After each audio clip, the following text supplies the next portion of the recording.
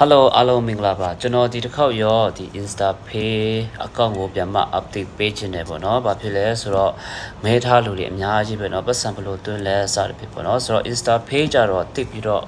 update တော့မဖြစ်ဘူးပေါ့နော်။အခုဆိုကျွန်တော်ကငွေသွင်းမယ်ဆိုရင် public bank ATM ဆက်တစ်ခုမှပဲသွင်းလို့ရတယ်။ဆိုတော့ကျွန်တော်ဒီမှာတစ်ချက်အပေါ်ရန်လေးပြပေးမယ်เนาะ။ဒီမှာ cash deposit ဆိုတဲ့နေရာမှာတစ်ချက်သွားမယ်เนาะ။ပြီးရင်ကျွန်တော်တို့ကဒီနားမှာတစ်ချက်သူ့ရဲ့စီမင်းစည်းကမ်းပေါ့နော်ဆိုတော့ဘယ်လိုထည့်ရလဲဆိုတဲ့အခါမှာ ATM ဆက်မှာတွားပါပြီးရင်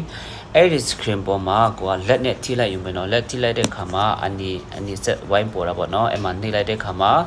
ကိုကဘာသာစကားကိုရွေးခိုင်းတယ်ပြီးရင် B payment ကိုတစ်ချက်ပြန်ရွေးရမယ်ပြီးရင်ကျွန်တော်တို့ကဒီ Insta Pay code ပေါ့နော်သူတို့ရဲ့612ဆိုတာကို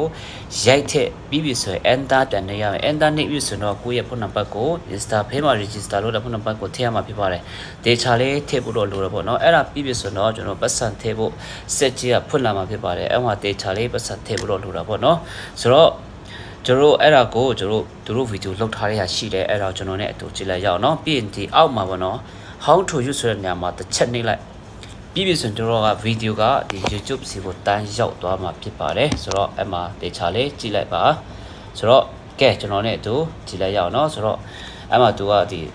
machine စီမှာတွားမှာအမှာ screen ပေါ်မှာလက်နဲ့ထိလိုက်တယ်ပေါ့နော်ပြီးရင်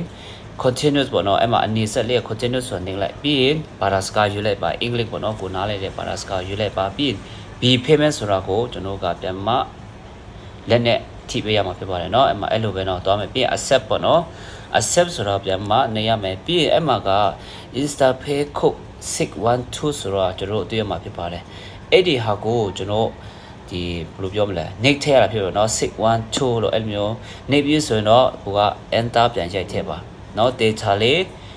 check ပါเนาะကိုရဲ့နံပါတ်မှားလားမှာ data လေး check ပါကဲပြီးသွားပြီဆိုရင်ခဏလေးစောင့်ပေးပါအဲ့ဆိုတော့ကျွန်တော်တို့ကဒီဖုန်းနံပါတ်ပြန်ထည့်ရမှာဖြစ်ပါတယ်เนาะကဲအဲ့မှာဖုန်းနံပါတ်ဆိုတာကဒီ Insta Pay မှာ register လုပ်ထားတဲ့ဖုန်းနံပါတ်ပဲထည့်ရမှာဖြစ်ပါတယ်เนาะဖုန်းနံပါတ်ကိုတေချာလေးစစ်ပါတေချာလေးရိုက်ထည့်ပါ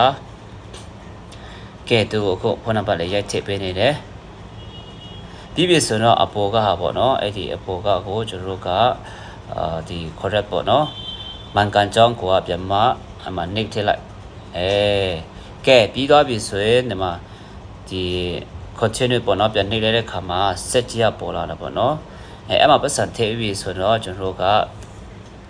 တော့ receipt ပြန်ပေးမှာဖြစ်ပါတယ်ခဏစောင့်ပေးပါနော်ကဲအခု processing ပေါ့နော်အဲ့ဒီခါကျရင်ဘာပြောလဲလို့ပြောရင်အဲ့မှာထပ်ထည့်မလားဒါမှမဟုတ်ထုတ်တော့မလားဒါမှမဟုတ် no စသဖြင့်ပေါ့နော်ကိုကမထည့်တော့ဘူးဆိုတော့ yes ဆိုတာနှိပ်လိုက်အဲ့ဒါဆိုတော့သူက receipt ထုတ်ပေးမှာဖြစ်ပါတယ်နော်အဲ့မှာတေချာလေးကြည့်ပါကိုရဲ့ဖုန်းနံပါတ်မှန်လားဆိုတဲ့ဟာတကယ်လို့မှားနေတယ်ဆိုရင် cancel နှိပ်လိုက်ရင်ဟိုအစားရပြန်ဖြစ်မှာเนาะအဲ့ဒါကိုကမှန်တယ်ဆိုရင် yes လုပ်လိုက်ကဲအဲ့ဒါဆိုတော့ receipt လေးထွက်လာမှာပါတယ်အဲ့ဆိုပတ်စံမရောက်မချင်းဒီ receipt ကိုမပြောင်းပါစေနဲ့တေချာလေးတင်ထားပါတကယ်လို့ပတ်စံမရောက်ခဲ့ရင်ကျွန်တော်တို့ကပြန်မှ report လုပ်ပြီးမှယူလို့ရတာဖြစ်ပါတယ်เนาะဆိုတော့ဥပမာဒီနေ့ပတ်စံ9နိုင်နောက်ပိုင်းမှာ deposit လုပ်တယ်ဆိုရင်နောက်နေ့9နိုင်မှပြန်မှ deposit ကဝင်မှာဖြစ်ပါတယ်เนาะကဲကျေးဇူးတင်ပါတယ်